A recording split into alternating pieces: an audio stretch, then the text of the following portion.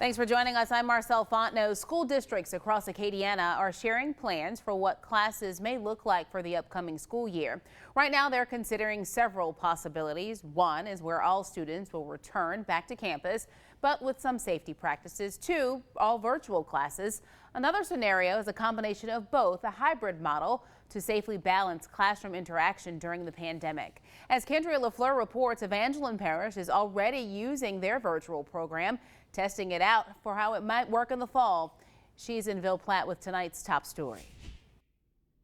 The program has been around for the last few years, but with the pandemic, school officials expect more students to enroll.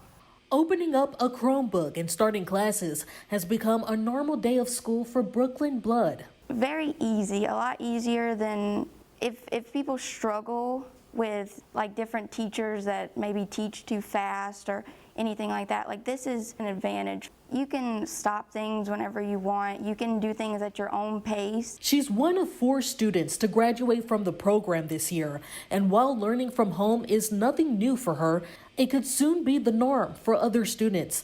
Open to everyone, more are expected to enroll this fall. We know in this district with the COVID, a lot of parents are going to be very uncomfortable sending their children back to school.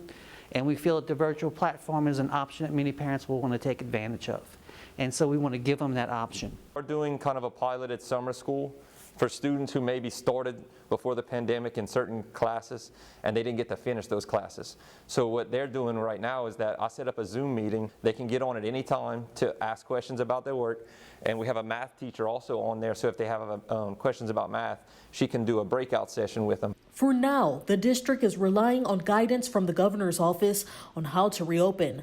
They're also relying on grants to help them provide tools needed if all classes become virtual. 3 years ago, we began the process long before we knew anything about a pandemic, where we would have a 1-to-1 ratio in Evangeline Parish. And as of 3.5 years later, on this 5-year plan, we are at 83%. 83% of our students right now have a device. So the other 17%, we're looking at closing that gap with help from the federal government, help from the state government, and help from the Evangeline Parish School Board. The district is also looking into another option called blended learning, where students will go to in-person classes 2 days out the week, and then the rest of the week go to online classes.